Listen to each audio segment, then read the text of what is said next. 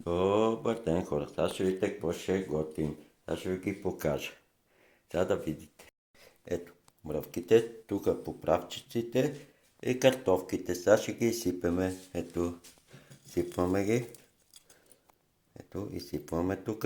Виждате, изсипали сме ги. Сега ще ги разбъркаме малко. Ето, бъркаме.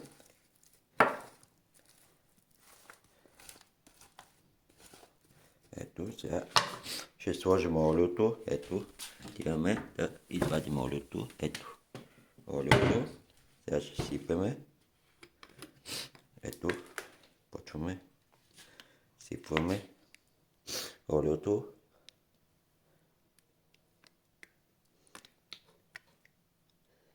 И после водичката. Преди това, ето още малко олио ще сложим.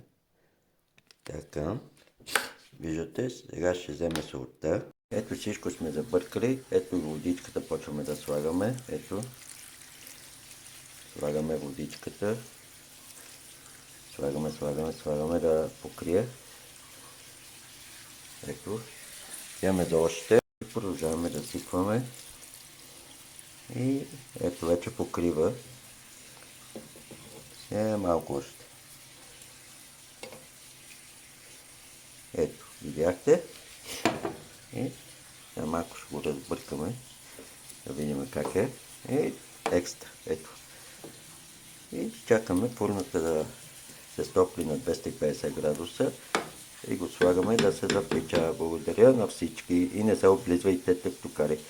И бъдете живи и здрави от мене. От мен е Любо Лудя. Бъдете живи и здрави.